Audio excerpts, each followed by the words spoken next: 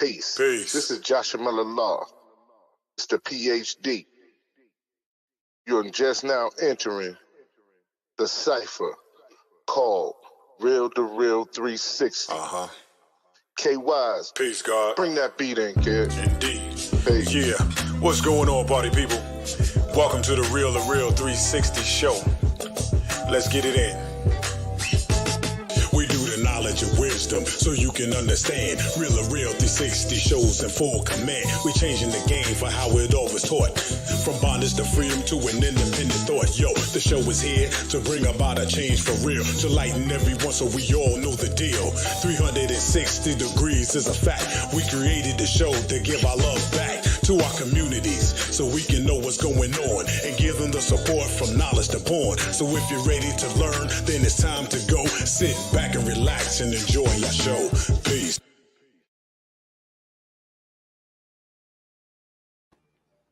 Peace in the name of Allah, to Allah's mighty 5% nation, the gods and earth, to all the human families of the planet Earth.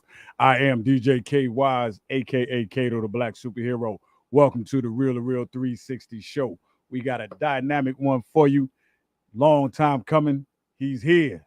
The man himself is here to break bread with us right here on the Real2reel360. So let's get this show on and popping. I'm going to bring on my co-host with the most, as always. Y'all know who he is. He don't need no intro, but I got it for him anyway. Let's go. Am I the meanest? Sure enough. Am I the baddest mofo low down around this time? Sure enough. But who am I? Joshua Miller Law. Who am I? Joshua Miller Law. I can't hear you. Joshua Miller Law, Mr. PhD. Let's go get him, killer. Yes, sir. Peace to all our followers, likers, and subscribers. Make sure that you share, click that notification button so you can get every episode of Real2reel360. Go ahead and tell a friend that it's on and popping again. Hey, tonight we have our second episode, and it's been a crazy doubleheader. You got two great men who have left and leaving an impact on Southern soul and music as a whole. This man right here has been in the game for about 40 years. He's seen some of the greatest blues artists, some of the greatest R&B artists, and he's now watching some of the great Southern soul artists. This man is a walking library of history, and tonight I get an opportunity to go ahead and pick his brain. So, Kay, bring in our brother, Mr. Darryl Simmons. Let's get it. Yes, sir. How's everybody doing? All right. Good evening, Mr. Simmons. Man, look, man. First of all, let me say this. Thank you for having me on your platform tonight. I watch you guys all the time, man. It's just a privilege to be here. You know, you keep saying my 40 years, man, make me feel like I'm 80 years old. But hey,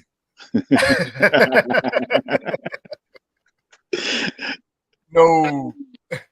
I tell you, it's interesting. You know, sometimes, like I say, we have conversations, and you do check our show out. And to me, it's an honor and a privilege that you take the time out to check us out. And and sometimes you definitely help us out during interviews with the fantastic questions.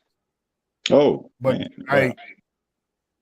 Tonight we have an opportunity to ask you and to let all these up and coming artists know the part you played in the people you worked with in this genre of music and various different genres of music. The role that you played with the JMAs, and what is it about the music industry that pushes you and have you do what you do? Hey, man, it's just a love for music. Look, it's just a love for music. I've been around music ever since I can remember. I mean, back in school, college, just every music's just been my life, man. And to be able to work with some of the greats, man, it's just, I owe all it to God. You know, it just happens. It's nothing that I did. It just happened. Music is in my blood. It's in my family. I couldn't run from it. As I was growing up and doing things and meeting people and working with different artists and stuff, man, I never realized that I was building the foundation here, because I was doing it, so I never realized that. But music has kind of come a long way. I like listening to you guys on your show because you talk to artists, and I like to get their feel of what they believe or what they conceive of what Southern soul is and what blues is and all that kind of stuff. So I don't know what you want to know. I'm ready. Hey, I tell you, first of all, I want to ask you, where you from? Huh? Where you from again? I'm from Jackson, Mississippi. Jackson, Mississippi. Yeah, the capital city, baby. That's it, Jack. KYS don't say nothing about Mississippi, man. You over there moving? Don't you start? I'm like Vic, man. Don't you start on us now? Peace to the God, shebang. That's what I'm saying. I had to make He sure. always want to try to throw it on me like that. He always want to try to throw it on me like that, man. I got love for the sip, man. Man, we're the best in town here, man. We Jackson, Mississippi. That's it. Yeah, That's I got it. some good friends from out of Jayville, man. Y'all, Yes, sir. It's all good. Now, Wait. Somebody tell me leave us alone. I can't see any comments. Yeah, I see. I'm gonna put it up. We got they told me to leave Mississippi alone, whoever they talking about. I don't know who you are, but go ahead and make yourself. I'm gonna find you. Shout out to Aquisha Daniels on the check-in right now. yes. Hello. That's Yeah, it's Q. all good. Yeah, there's Q in the building. Hey, go ahead. The question that we're talking about the history of Southern soul, and there's a lot of times there's discrepancy of that's Stephanie. That was Stephanie who said that, and people say that Southern soul started with Malaco, and some say that it started with the tape out of Louisiana. You've been around a long time. You have a lot of history. You've worked with people, and you've seen it transfer, like the music transition from the blues to soul and R&B to what they call Southern soul today. Um, what honestly is the difference in the music? Well, to me, this is my take on it now. It's all kind of different. Like some people say Southern soul started in Louisiana, some people say Mississippi. The way I came around. The first thing I entered into from after gospel was blues, and then from blues to soul. And the Southern soul is something that, to me, was created probably back around Carl Sims days.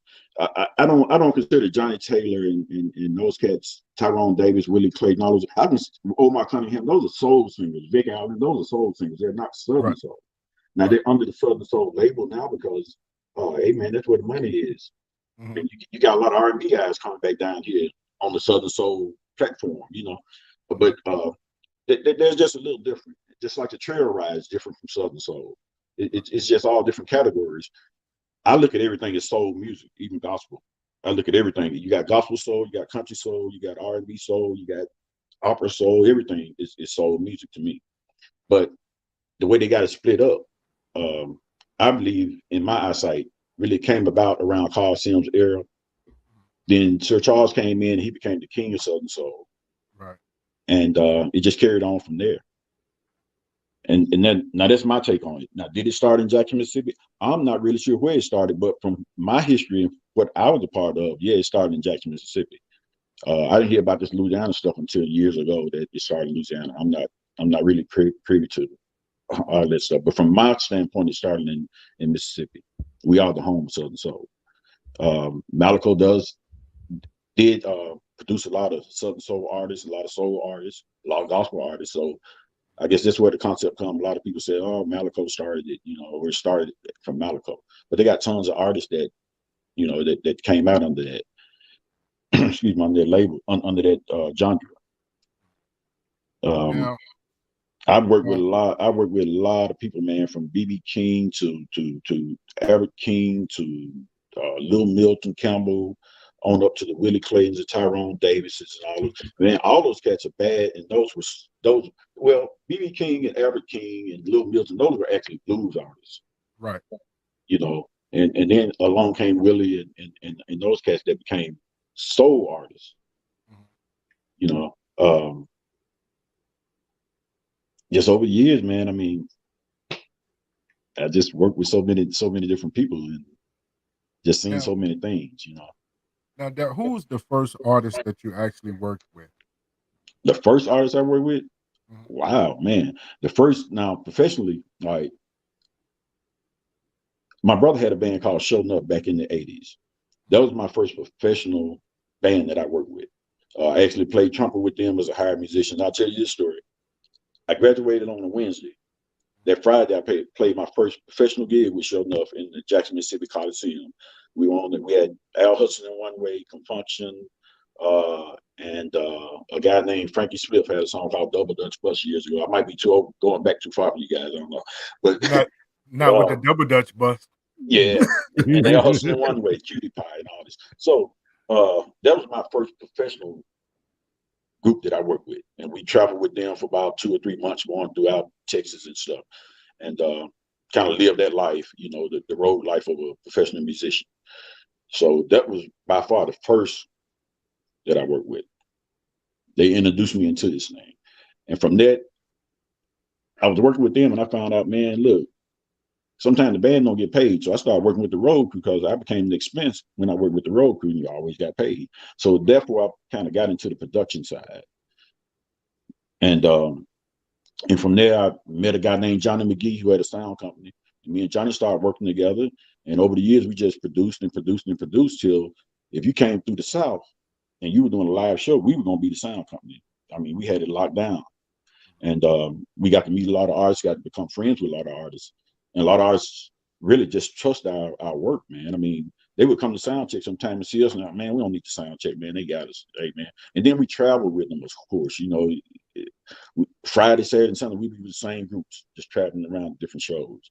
So that's kind of how the bond came with a lot of artists, and it's just a blessing, man, to be able to meet artists and talk to artists and become friends with them. And even to this day, sometimes people call me or I call them, man, how you doing, man? You know, and it's just amazing, you know. And I mean, some of these cats are some of the name top artists, and even some of the young cats too that's out here. I remember a lot of younger cats that's in this thing now. I remember when they were little kids coming from the gospel, coming over into this thing, you know, Right. and to see them blossom. I mean, you know, and I'm talking about like TK Soul and Vic Allen and man, I can name for days. But Yeah. those guys are doing good, and I'm proud of them, man. You know, and I support them 100%. I try to support everybody that's in music, and sometimes I think I get thrown under the bus for it because you know how they get this thing where, hey man, you doing it, they can't sing. But when you think about it, man, just a lot of cats can't sing in a lot of genres, even in gospel. It's not about if you can sing. If the people like what you got to hit. Right. You know, I heard a guy say one time that Bobby McFarlane had to, you know, don't worry, be happy. He couldn't sing, but man, look what that song did for him. Right. So a lot of times it ain't about what we think, it's about what the audience want, you know. Yeah, it's like going to the barbershop. Whoever you feel you like cuts your hair the best. Right. You know? Exactly. It's, So on my platform of Soul Music Sessions, man, I try not to be prejudiced to nobody. Now I do give my opinion, and sometimes, like everybody else tell you, sometimes your opinion people don't take it well. They say they want constructive criticism, but sometimes when you give it, they don't really like it. Right. And you get people that get mad with you and all that. But hey, man, it's all a part of growing up. I did the same thing when I was a kid. You know, you tell me something wrong, I get mad with you. Right. But in the long run, you were telling me the right thing. You were telling me how to better myself. And now, with your experience and your relationships that you have with artists, what are some of the things that you tell the younger artists today to help them not make some of the mistakes that the older artists made? man, the golden rule I tell these younger artists, and some of the seasoned artists as well, is there's a difference between the music business and the business of music. And you got to learn both of them if you want to be successful. You know, you got to learn both of them. And as I was listening to Vic a few minutes ago, you got to invest in yourself. Because if you don't invest in yourself, how can you depend on somebody else to invest in you? You know, those are the three main components to being successful in this business. You got to know the business, and you got to understand the business of the business, and you got to invest in yourself. You got to do things right. You can't put these songs out and they're not mastered. And you know, all this, you got to do all this stuff, man. You got to learn the business, learn how to make your money. It ain't all about performing to make your money. Right. You know, you got to learn that, man. And if you don't, you're gonna fall by the wayside. If you just in this thing thinking that you can just come out and make money, you're in the wrong business. Right. Now, I was gonna ask Vic, but we was running out of time. I'm gonna pose you the question I was gonna ask him. How do you feel about artists investing in themselves, going to different lounges that does live music, and start working and putting a buzz around their name with the different establishments inside their community and surrounding area? But I can hardly hear you. I lost you on the end. Oh, okay. How do you feel about individuals going to venues that have live music and asking can they perform there, and actually putting themselves in a position to have residencies at these establishments? And you're saying these are up and coming artists? Yes. Hey man, there's nothing wrong with it. Especially if you're not getting paid. If you just want to get on the bill and show and get showcased, that's kind of how you do it. If the promoter will allow you to do that. I am against artists that are up and coming and they want to get on a show and they want to charge the promoter a bunch of money. You know, like they're, as people say, putting butts in the seats and they're not. But if you're just trying to showcase your talent, there's nothing wrong with it, man. Matter of fact, my good friend LJ Eccles, man, I remember when he did that. I mean, he would go around, he would be like, man, we'll be at a show and he'll be like, who's the promoter? We'll say, hey, that's the promoter. He'll go, he just wanted, man, let me come up and do one song. Just open up and do this one song. And he would do that. And the next night he'll say, where y'all going tomorrow? We're going here. Next day we get there, there go LJ. And look at him now. But that all became, that was because he was trying to showcase his talent. And he wasn't charging the promoter. He was trying to get his own thing out there. And lo and behold, by the grace of God, the promoters would let him get up there and do that one song. And I think back then that might have been hit it from the back or something. I forgot what it was. But man, the guys flourished. And it takes time, you know. So I'm not really against that. But I am against artists coming up and wanting to arm a whole lot of money, you know, just because they on a show with a Calvin or Tucker or King George, and they want to up their price because they don't.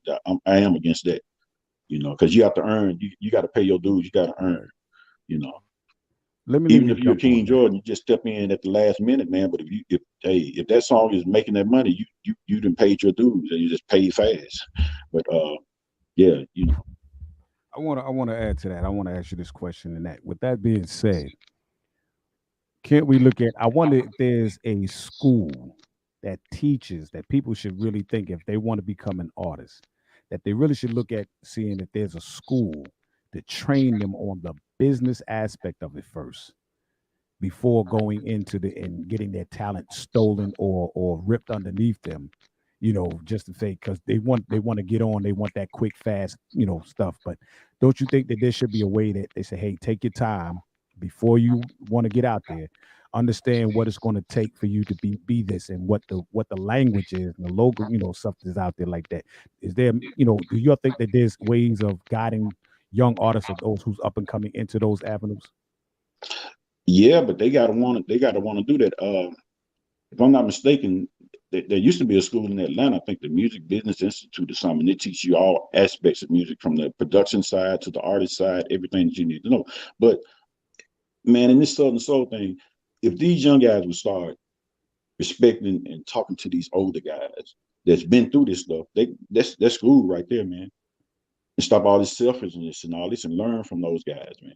Mm-hmm. They can tell them some good stuff, man. I heard Vic telling them some stuff tonight, even about the little boost thing on your on your Facebook. All that, man. Those are gems that you can get from these guys, man. And stop all this negative stuff that's going on. And I mean, those are teachers. They right here in living color, man. They right here in living color.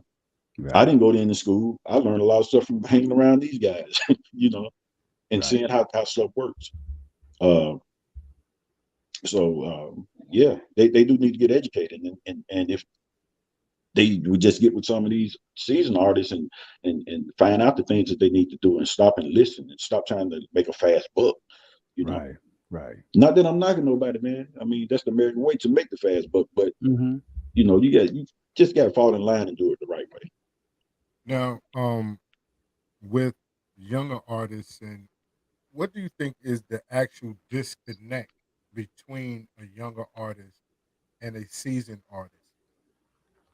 You say, what is the natural what now? What is the disconnect between the younger artist and the older artist? Because a lot of times the mentoring part that you're just speaking about with the young artist that's coming up is not there. Whether the young artist isn't asking a question or the older artist isn't receptive to bring them under the wing. But what is the disconnect there? Well, I think a lot of it is a generational deal right now. You know, the young kids think they know everything. They think the world owes them something, and they want a fast way. So that's really what I think it is. A lot of the older artists are willing to work with them, and man, look, a lot of the older artists are willing to work with those cats, but some of them, they got those attitudes. Y'all know what I'm talking about with the younger artists.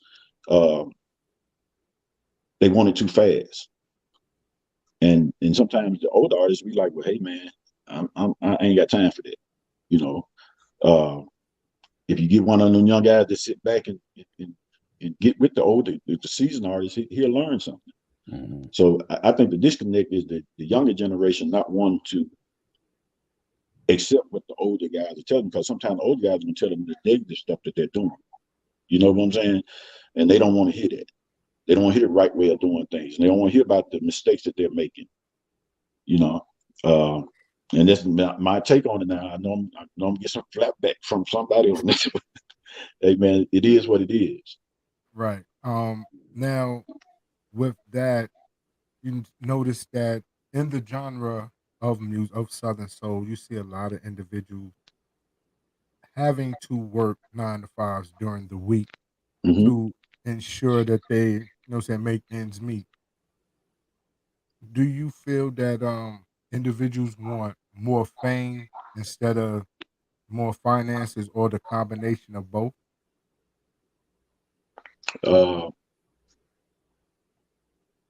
Well, sometimes I have to work 9 to 5 to make ends meet, man. It's hard out here to be going to this thing full time and you're not already established. So I encourage all of them to get a job. You know, that's how you can invest in yourself. That's how you can progress. Man, that's a tough question, but that's what I believe. I just think that you need to get you a job. You need to not drop everything. It's just like if you win the lottery and you don't win the big money, why would you quit your job? You know what I'm saying? Why would you do that? You know, and the same thing with this music thing. I mean, you get you a little hit, you get you a little money, you're still not making the money that could take you on for a lifetime or take you on for a while where you can invest and grow. So you need to keep your job. You need to get your job. You need to work 9 to 5. You need to get out here. I call it hustle and bustle. You need to get out here and hustle, you Right. know, because nothing comes free. Right. Now you see that we're talking about artists investing in themselves and being in a position where they can invest in themselves. When you look at a lot of the shows that, especially the big major shows, you see a handful of individuals that are put on the shows. It seems like it's the same individual. Mm-hmm. is there a necessary reason for that? Do you feel that it's starting to click up, whereas it's not giving other artists an opportunity to be out there, or the artist isn't giving themselves an opportunity to be out there? Well, kind of both. Uh, like I said before, a lot of times you might see the same people on the bill, and the younger artists or the less seasoned artists will come in. Sometimes they won't, just because they see him making all this money, they want to come up and try to get more money. Sometimes it's a give and take thing. You got to just want to get on. I don't know if I'm asking this right, but I want to say this. I'm kind of against the way these promoters are piling all these people on the same show. They putting all the big artists. It kind of put a limitation on the promoters doing shows. I mean, if you do a show and you got all the big time artists on your show, then when I want to do a show, I got to get the same artists. You see what I'm saying? Right. See, back in the day, you'd have like two main acts, and then you have someone that's kind of in the middle. I remember people used to go. I remember these cats used to go around, and I hate to name names, but I remember Willie and Tyrone would go around. They might put a Shirley Brown in the middle. Man, they go around and, you know. But now they want to put Tucker, Pokey, King George, everybody on the same show. And then when I want to do a show, they done already bought all these people, so I can't pick one artist to come and headline my. You see what I'm saying? So I don't like the way they're doing that. And if they would break it up a little more, they could put more of the younger artists and the less seasoned artists on the show to showcase their talents as well. I don't know if I answered your question. I tried to answer the best Indeed. I could. Indeed. And with that, do you feel that is actually stifling the younger artists because they don't have the opportunity to get out there and be mentored by or taught by some of these headlines, some of these more seasons, because you have all the seasoned artists on one bill? Well, not really, because you're not gonna get taught out there on the road with them while they working. You got to build your relationship with these guys and talk to them off the record. Right. When they're out there working, man, it's just a limited amount of time. You can go out there and check them out and see what they're doing and learn. But if you really want to get down to the nitty, you need to build a relationship with these guys, and talk to them. A lot of them are approachable, but yeah, you got to build your relationship with them. You're not just gonna learn because you're on the show with them. A lot of times you be on the show with them. When you on the show, they might not even be at the venue. Right. Yeah, they might come when it's time for them to go on. So you're not gonna learn. You're not gonna learn from nobody talking to them 5 or 10 minutes. You talk to them, you know what they're gonna tell you. Man, learn the business. The things that you hear from everybody. Learn the business, invest in yourself, and then you go on. But you got to say, man, look, I want to talk to you. I really want to work. I want to see if I can come to the studio with you. You got to invest in yourself. You might have to pay a little money to get in that studio with him. And let them work with you and let them teach you something. Go in there with Omar, man. Pay you a little money. Get in that studio with Omar. Learn you something. Right. You got to invest in yourself. And a lot of these guys, they don't want to do it, man, because I hear it all the time, man. And some of them have some nice music, man.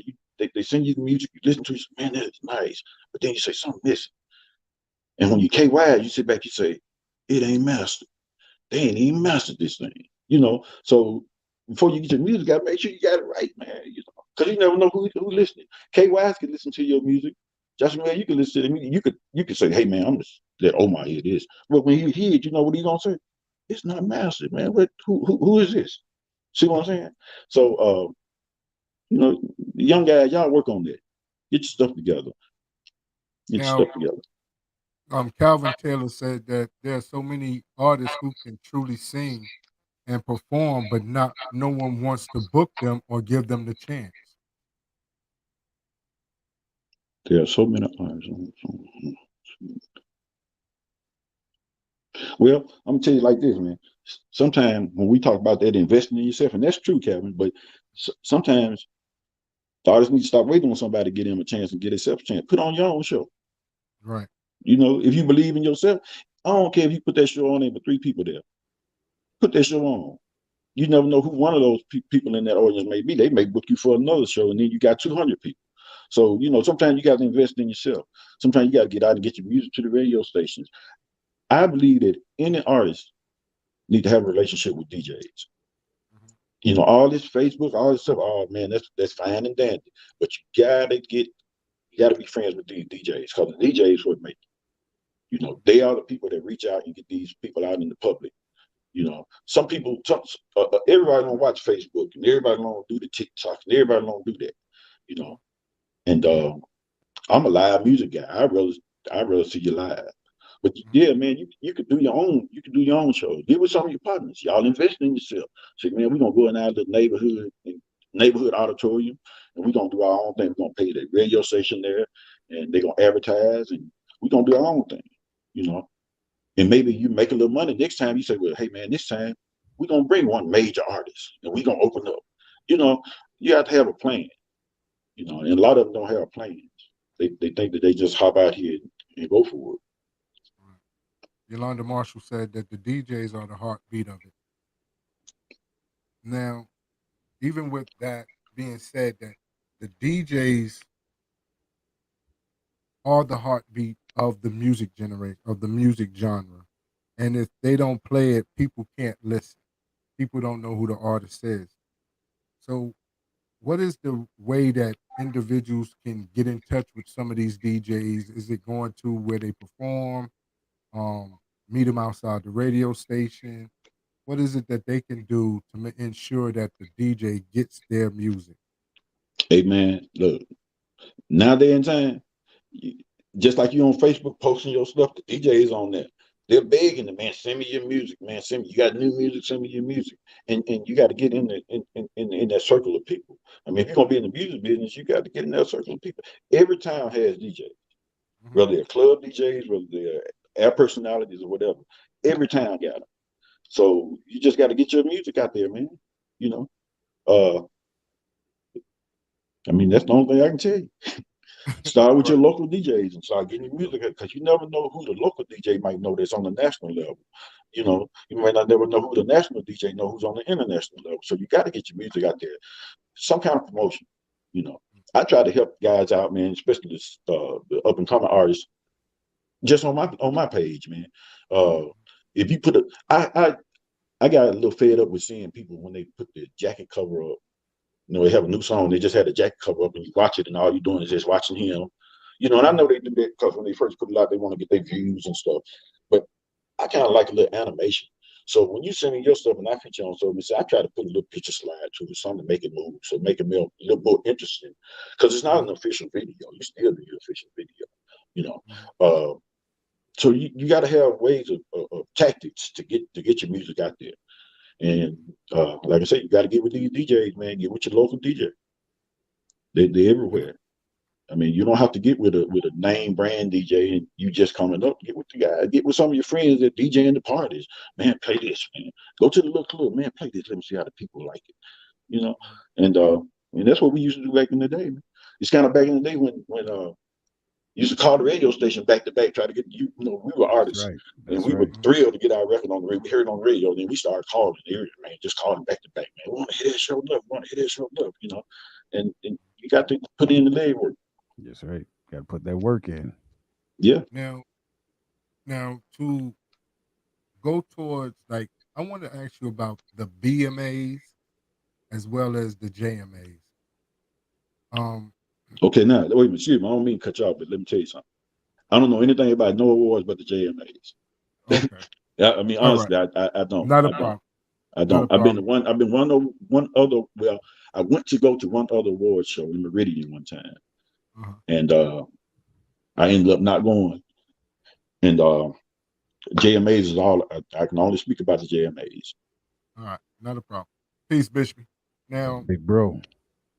with the JMAs, when did they start, and how did you get associated with Okay, now I'm unsure of the exact date when they started, man, because they actually started right, man. It might have been early '70s or something before I was even around. My brother and them kind of was there when they first started. I was still a bit young, um, but I've been associated with them now for really so long I can't remember. I would say at least about 20 years plus or something. Um, I got affiliated with the Jackson Music Awards when I was working with the sound guy, Johnny McGee. He would provide sound, so I started working with him. And I just Mr. Thompson, Mr. King just kind of liked my work. And over the years, one of the production managers, David Williams, he passed away. And then another friend of ours, Mike Robb, he took over. And then eventually Mike Robb left. So when he left, I think he kind of nominated me as a candidate to become production manager. And I accepted, and I've been doing it ever since. And the JMAs is a good outlet for any artist, man. It's a good networking tool. You can go there, you can see anybody. Everybody that comes, and they're approachable. You can talk to people, you take pictures, you can advertise your stuff. And I mean, it's just a good thing. They have a spotlight recording session where you can actually, and this is good for the young and up and coming artists. You can submit your music to them, and after the show, I'll send you the link. I can't think of it. I think it's, well, I don't want to call it. I'll send it to you, and we can post it. It's posted on Soul Music Sessions. You can send your music into them. They'll spotlight it for you. It's just a good avenue, man. It's a good networking tool. Right. Good Now, networking tool. is the I wanted to see, is it, like you said, it's a good networking tool. And from what I can see from the last pictures of the JMAs, you had artists come from everywhere, Right. and everyone was excited about being there. You had different. I'm gonna say this here because I feel some type way, K. We wasn't nominated over there at JMAs. They didn't want to bring your boy back to Mississippi. You see that? Nah. Don't say it like that. No. Have you ever been to the JMAs? No. Okay. Well, look, I'm gonna tell you like I tell everybody else. The first step to any organization like that is to join and become a part of it. Not saying that you got to be a part of it for them to recognize you, but it's a good thing, man. You guys ought to join. You ought to come, because it's just not artists. I mean, it's DJs, it's entertainment professionals, it's entertainment attorneys. It's just it's all about music, and it's not just Southern Soul. They do a gospel awards. They we award the barbershops and restaurant owners, and it's just the entertainment, because the barbershops and restaurant owners and car dealers and all those people, that's who you go to when they have a big show. Man, I'm going to get my hair done. I'm going to buy some clothes. I'm going to eat. So all that stuff plays into it. It's just a whole citywide deal. So yeah, man, it'd be good if y'all join, man, and come attend sometime. Man, we need to go to Mississippi. Yeah, especially KY. I don't think he never been down here. Man, we don't pick cotton down here no more, man. No. We definitely need to bring him down there. We got department stores and everything, red lights and everything. Hey, the artist Carolyn Staten said that she want to give Kay some turtle. So when he get to Mississippi, he can eat all the turtle he wants. Hey, look, you'll be eating that turtle by yourself. I ain't eating no turtle. Not happening. Not happening. I've been here all my life. I ain't eating no turtle. I'm good. I'm good with my own pond. I'm good. Yeah. But when it comes down, because you work in the production, and yes, artists submit for spotlights for the Jackson JMAs. You work in the production. What was the first tour or concert that you worked in production, as in the position that you're in now? Wow. Whew. Man, it's been so long. Man, it's not really a tour. It's just the different shows that we did with different artists.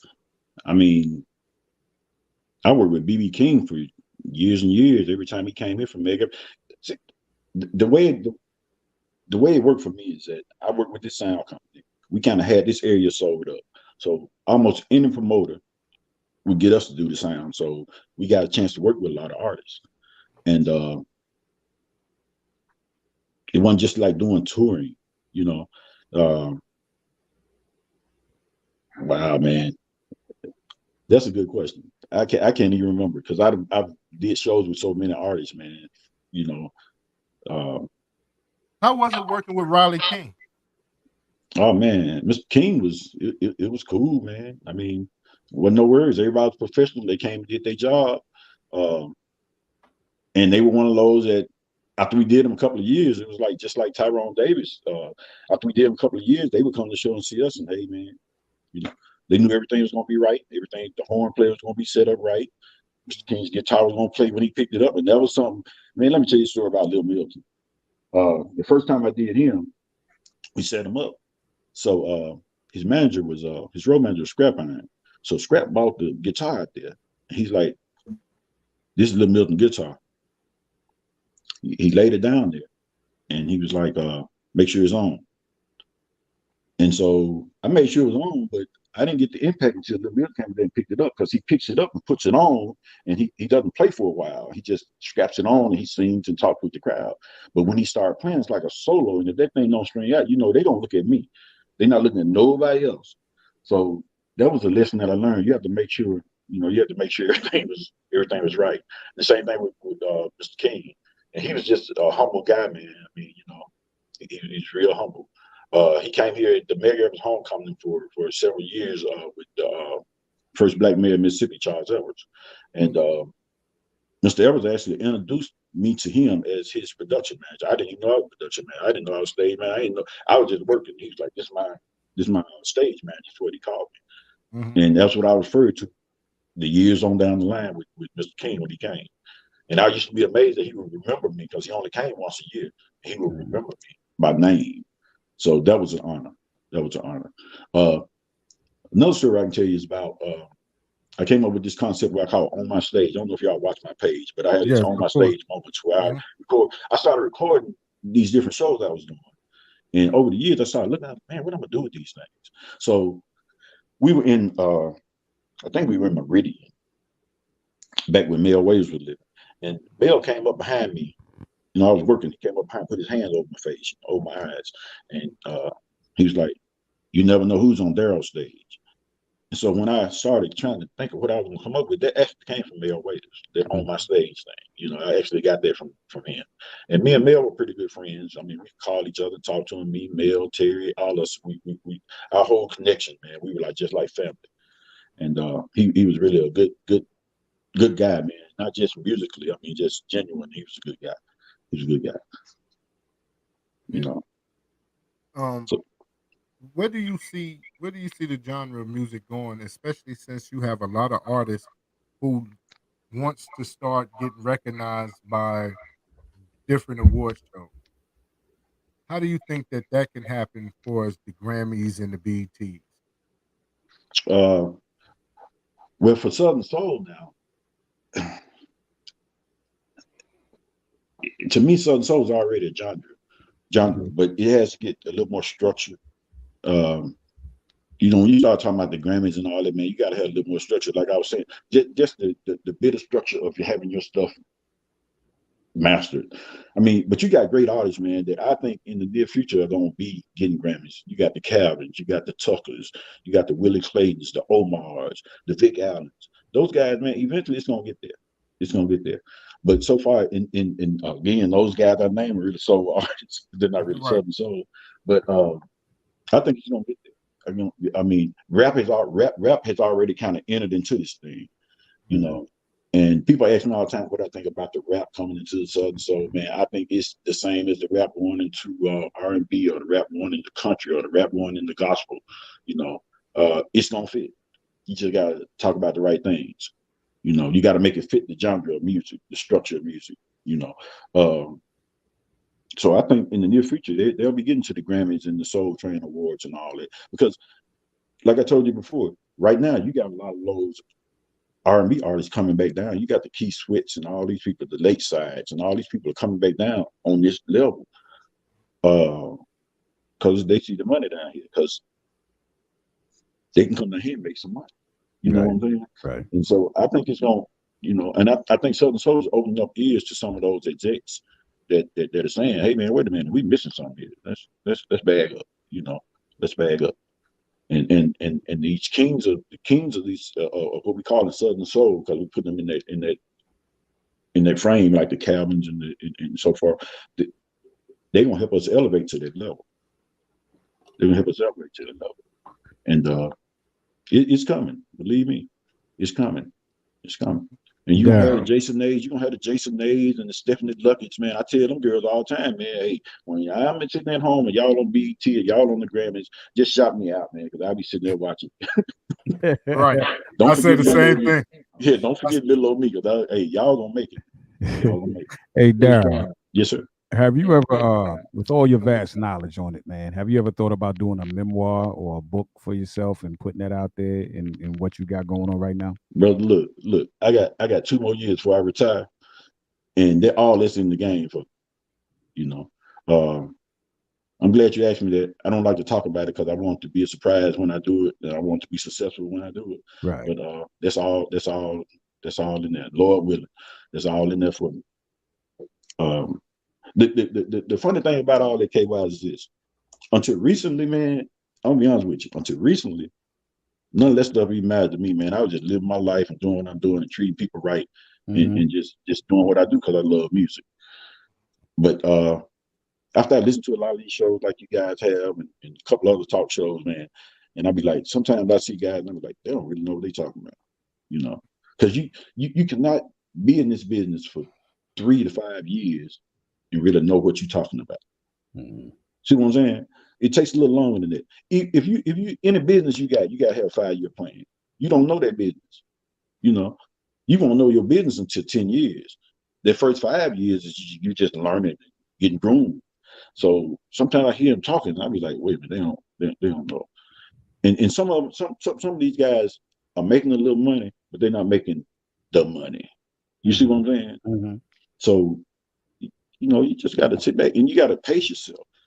You know, I hear these guys talking about, oh man, I got to get $5,000. We ain't got but one song. If you add up $1,500 times 4 weeks, times 12 months, you see what I'm saying? You making you at least, and you get you a job, you making you a decent salary. So don't be knocking these guys that's out here that pay their dues and they getting this big money. You know, everything has levels. You got to get in your level, get in your lane, and try to progress. You know, and don't try to go too fast, because believe me, as fast as you go up, as fast as you come down. Absolutely. You know, you can be up today and down tomorrow. So with the music that people are putting out, and do you feel that sounding a little low, bro? Yeah, just a little low. With the music that individuals are putting out, do you feel that they don't have the patience to watch it grow? Oh yeah, man. But hey, look, ain't nothing wrong with it. That's what they want to do. But I always believe in, you need to put a record out. You need to let that record get seasoned, and you need to let that record, you know. But these cats put songs out back to back. You know, everybody got into this thing. They putting out singles. They don't do the back in my days we call them the albums and the CDs and stuff. They don't do that. They put these songs out back to back. Ain't nothing wrong with it. But you're not gonna get that longevity like OJ's, like Frankie Beverly made. You know, OJ, Frankie Beverly made, they don't put music out. You know what I'm saying? I'm still listening to some of that music I listened to when I was a teenager. You know, my kids listen to that music. You know, so when you start talking about having mega hits, you know, but there's nothing wrong with it if that's what you want to do. I don't like nobody's hustle, man. But when you ask me, I'm just telling you my perspective. I got a banner up here, got big stuff on it. Ain't nothing like some soul music. Man, that song, soul music, that song is gonna be around for a long time. Indeed. You can play it 20 years from now, like he say, and people gonna still be like, that's soul music. Who is that? You know. So but yeah, you got to get, I think you need to put your song out and let it marinate a little bit. You know, just because you put it out, you sell a lot of records and all that, but you still need to let it marinate. Because one thing about it is, there's so many people in the world, so everybody ain't heard your music. You know, everybody ain't heard your music. That's right. You know, Not until you get to Michael Jackson, Beyonce, and all that, where the grandmama say, "Oh, I know that boy, I know that girl." Everybody heard your music. So yeah. You let it. I think they got to be students of the game first. They got to learn. They got to Exactly, learn. You know. exactly, Now, exactly. But ain't nothing wrong with it, man. Right. Ain't nothing wrong with it. That's what they doing. They making money. God bless them. Yeah. I think that the frustration sits in with a lot of artists because they are looking for instant success and not having the patience to push their music or to let their music breathe. It's the Right, instant success that individuals are looking for. right, Um, so when you have a record and it's a nice record, and like you said, a lot of people don't get an opportunity to hear it before you drown it out with your next single, right. you know. And when you see artists like that, do you get an opportunity to speak to them to tell 'em maybe you need to slow it down, let that one breathe a little bit? Oh no, not unless they ask me. I don't. Man, I don't interfere unless you ask me. I mean, I don't get into that. Because I like friends. I like to be. And sometimes they get offended by that kind of stuff. But uh, sometimes I think they put music out so fast because they chasing other people's sound. Like King George came out. Now I'm hearing all these songs kind of want to be compatible with King George. Man, find your own. Right. Find your own, man. You know, you know, find your own. Yeah. But Now, no, man, I only critique somebody if they ask me. Like people send me something, they say, "Man, listen to this, tell me what you think." But if they don't ask me what I think, man, I listen to it and I'll put it on my page because it's not up to me. If the people like it, if you get some hits on it, you know, now, where you see like you've seen it grow from the very beginning. The first question I asked tonight, um, you've watched it grow from the 78s, the 33s, the 8 tracks, the cassette tapes, and the CDs. Now it's streaming. hmm In your personal opinion, what era of music was more financially better for the artist? uh, Wow. I guess right now streaming is better for because it's more affordable. I mean, you pay 99 cents, somebody can hear your stuff. Me, I was just an old kind of vinyl guy, man. I want the albums, Right. I want the 45s and the albums. Cassettes were all right, but then they would get jammed up on you and all that. Same thing with Yeah. the 8 tracks. CDs would get scratched, but the 45s and the albums could get scratched too. But you took better care of them because they wasn't as mobile with a CD. You throw them in your car and all this. So, but so far as for the artist, man, I think this streaming stuff and all this kind of stuff is the way to go for them. If they got their paperwork in order, Mhm. you got your paperwork in order. You get that blue check and all that good stuff. Yeah, Mhm. that's the way to go.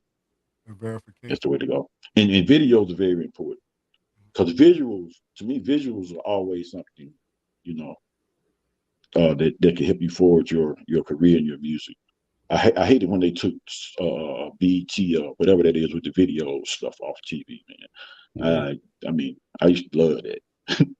Yeah. Yeah. Because that really got the attention span of people. Exactly, Because exactly. they hear the music and then listening to the words, they're pitching the story, but they wonder Right, how will the video reflect what the words are. right, You know, right, and that's kind of like the generation, the right, direction that we would like to go to as well. Is like if artists, along with their shows, their songs, they come up, they got videos.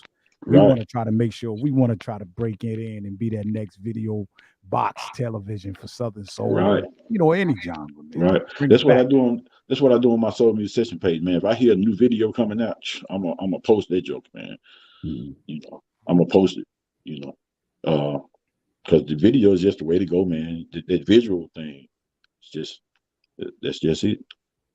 Now, with your soul music sessions, I see that you have every Southern soul artist, every great Southern soul artist known to man, shouting out Darryl Simmons, looking out and giving you that type of respect. How was that for you as an individual to know that these people respect you so much? Man, like I told you before, I owe it all to God, man. It's just a God-given sense to walk up to one of those stars and say, "Hey, man, you mind doing this little drop for me for my page?" You know, and a lot of it comes from just like I say, just treating people right, man, and doing things right, and not being disrespectful to people, and always helping. I work so many shows, man. I try to work with everybody. I try to keep everybody calm. Big Rob was on somebody's show one time, and he was on the show, and he was saying, I'm the calm man or whatever. I don't know where he got that from, but it is true. But because sometimes we be on shows and these guys get the ego thing and they want to go last and they want to do this and they want this kind of mic, they want this and all this. And sometimes I'll be like, man, come on, man, let's do this thing. Let's get our money. Let's go home. It's just ain't no need in all that. And so it's just by the grace of God, man, that all that works out. And I know they probably get mad with me sometimes, but I try not to disrespect nobody, and I'm really thankful that they want to help me progress my deal, When it comes to that's how it is, and sometimes, man, I've had artists come up to me and tell me they want to do it, and that just blows me away. I can be at a show, man, just be minding my business. Hey, man, I want to do that. I want to do that on I'm watching Soul Musicians, or I'm on Darryl Simmons stage, and man, that just blows me away. It really does. Hey, Darryl, real quick, when it comes to sound production, like when you're doing a show, are you still preferring analog versus digital, or you kind of infuse both? What would you say right now would be the best approach when you digital, setting up? digital all the way now? Yeah. But sometimes it depends on the venue, and sometimes it depends on what the promoter paying for.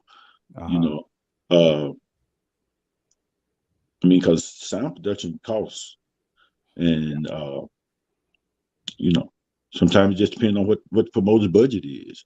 You have to deal with that. You can't bring all this good stuff out there and you ain't getting no money for it. You know what I'm saying? Right. So, right.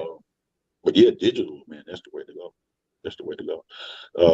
And since COVID and all this track stuff, man, it kind of handicaps the sound company, because these guys will put together a $80,000 show and they want a $1,500 sound, and I don't get it, but that's what's going on. So hats off to them. But yeah, digital is the way to go. I was about to ask you about the differences in the sound production when it comes down to track shows and live shows. And how is it when you have a mixture of track and live show for the production? Oh, man. Well, the way we kind of set up, say if we got a show that they got tracks and bands, we set up for the band, and the track is just gonna get in where it fit in. I mean, the track is just one mic, a couple of microphones, and you just make sure the track is hot in the system. Whereas with a band, man, you got to make sure you got the mix right. You got to make sure you got your keyboard player got his mix, your drummer got his mix, all that kind of stuff.